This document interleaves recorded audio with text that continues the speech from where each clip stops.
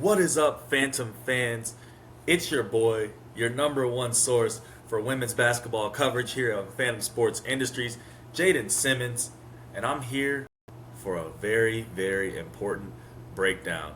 As you know, it's now April, which means that in the last month we've been going through March Madness, and we have reached the final four teams on both sides of the bracket.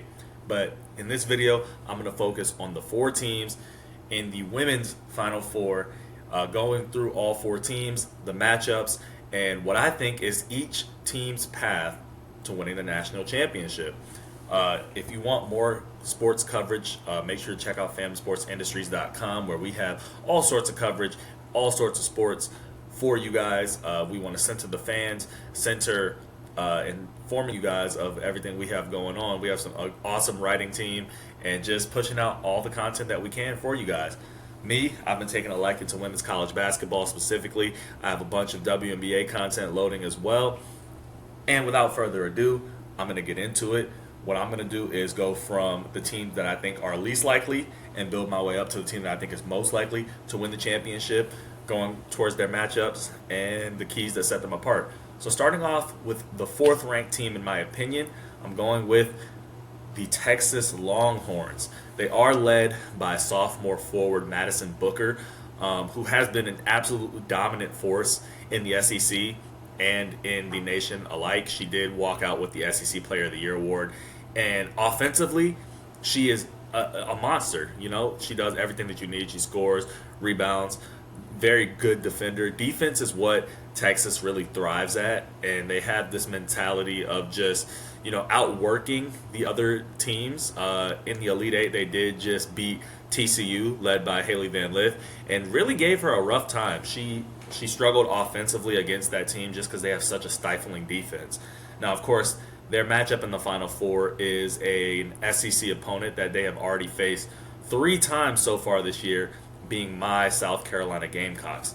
The key to success for Texas for this matchup is to slow down the pace and to force Carolina's upperclassmen to beat them. I mean, Carolina is definitely carrying a team that has a lot of experience, and I'll get into that when I'm breaking down their team as well. But Texas, like I said, they've met 3 times already. Texas owns 1 of the victories and 2 losses. The first loss was by a lot, but the second loss was pretty close. And, I mean, they also showed that they were capable of beating them. I think that this all is going to go down to the play of Madison Booker, like I said. South Carolina has done a really, really good job of stifling Madison Booker. In every single matchup they've played, I believe that she's been held to under 45% from the field.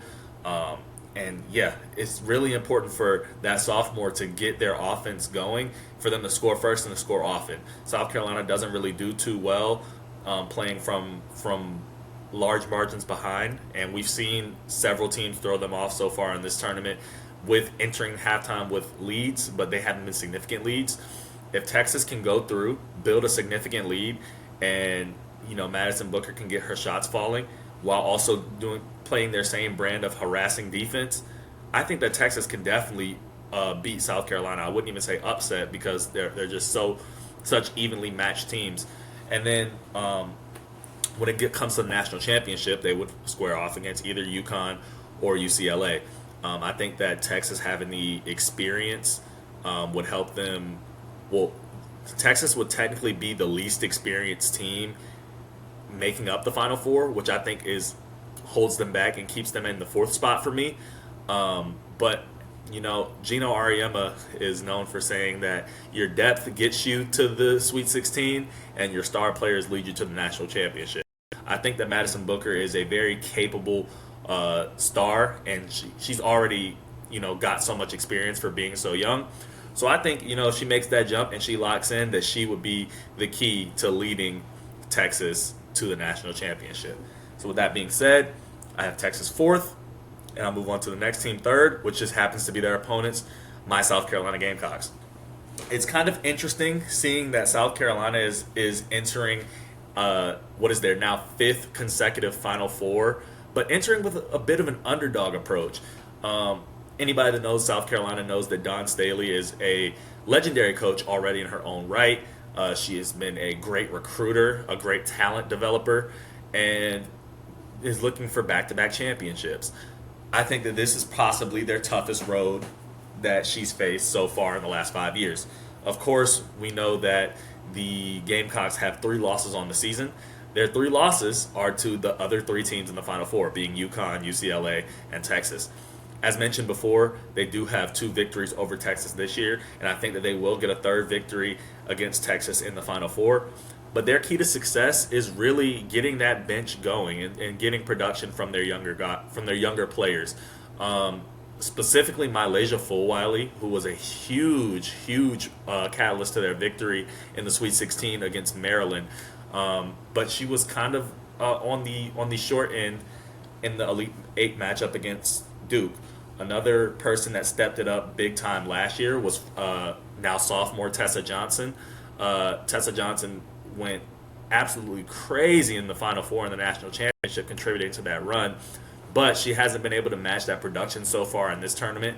They are coming off of 3 really tightly contested games, being the round of 32 matchup against Indiana, the Sweet 16 matchup against Maryland, and of course the Elite Eight matchup against Duke. I think that Maryland and Duke specifically showed that if you do smother them defensively, since South Carolina doesn't have the traditional dominant big that they're used to having, it kind of makes the offense a little bit harder. Now, I will give credit where credit's due. Senior Sanaya Fagan and junior Chloe Kitts have done a really good job of being post presences in the last 2 games specifically, and opening up that offense. But South Carolina's going to need those young players, and specifically the shooters, to hit their shots. I mentioned Tessa Johnson and Mylasia Fulwiley. Tahina Pau is also a marksman, and they're going to need her production from beyond the arc if they want to, get past another stifling defense in Texas. But I think that if they do get past Texas, the battle starts with UConn or UCLA, who have obvious advantages over South Carolina. And I think that if it gets down to it, it's really just going to rely on their upperclassmen and the coaching. Other than Gino Ariema, who has the advantage over Don Staley, I think Don Staley has the experience advantage, I should say. I think Don Staley has the X's and O's down to a science. South Carolina is used to playing from small deficits and going on huge runs. They're definitely a second half team. They're a team that really knows how to close games, and I think that if they're in a tightly contested matchup with any of the 3 teams that they're facing against, my money would lean South Carolina. But I am placing them 3rd, as I said. I think that they do have a realistic shot, of course, being in the Final Four, but I just think that the other 2 teams are just a little bit more destined to be cutting that net down. And as I go to my number 2 team, it is UCLA. UCLA is the overall number 1 seed for this tournament, and they have just a dynamic duo in Kiki Rice and Lauren Betts. Lauren Betts specifically has had an outstanding tournament. I believe she's posted consecutive double-doubles. I think that in the round of 64, round of 32, and Sweet 16 specifically, she had, I want to say 30-point, 20-rebound games. I mean, she's dominant and she's efficient. I mean, she's a 6'7" center, of course. She's a junior, so she still has more eligibility left as well. But, she's just been extremely efficient. I want to say she shot 22 for 26 within the first within the 32 and Sweet 16 rounds. She's just been absolutely outstanding, and on both sides of the basketball, she's an incredible defensive force. And I think that her having that unique size advantage and that the skill set that she has is UCLA's best shot. I mean, you look at the past few champions, and all of them have had catalysts of dominant bigs that opened up the rest of the offense. Whether it's South Carolina with Aaliyah Boston and Camila Cardoso, you had LSU with Angel Reese. It's always going to be a series of dominance, and when you can win the rebound battle and you can win the defensive battle, you can win championships. And Lauren Betts is very hard to bet against, no pun intended. I think that UCLA is definitely fit matchup-wise to face off well against either South Carolina or Texas. But unfortunately for them, they have a very, very tough draw in the Final Four, leading into the team that I put my most faith in winning the national championship, being the UConn Huskies. It's interesting because UConn is the only 2 seed in this Final Four, so realistically they should be the underdogs. But the way that they've been playing is just a recipe for success.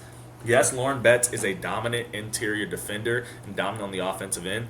However, UConn has this very, very, very talented freshman forward named Sarah Strong, who doesn't play like any traditional big. In last night's game against USC, she was drilling threes. She was spacing the offense. She was passing like a guard. And the fact that she's a freshman is really what separates that talent discrepancy from everyone else. And I mean, you know what the story of UConn. You know the talent that they have on their team and the storied dynasty that they've always been under head coach Gino Auriemma. And of course, you have the projected #1 overall pick in Paige Beckers, who's been playing absolutely lights out in this tournament. She had a 40-point game in the round of 32. She had I think she had 31 points last night in the Elite Eight. Had another 30-piece in the Sweet 16. She's just been lights out. She's been efficient. She's been dominant on the offensive and defensive side of the basketball. She had a really, really good matchup yesterday against Talia von Oelhoffen at USC.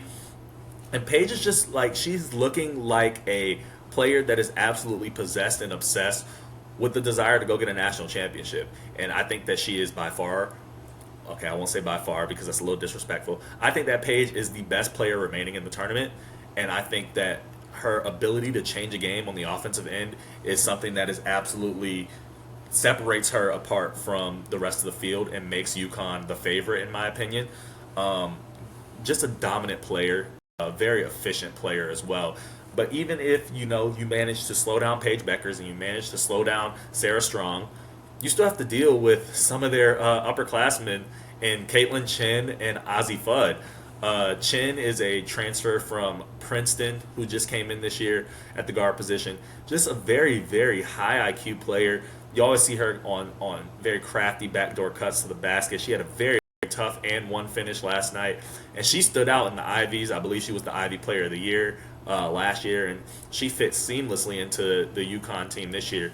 And then Ozzie Fudd, she had it wasn't a game really up to her standards last night, as I believe she ended up shooting 3 for 12 from the field.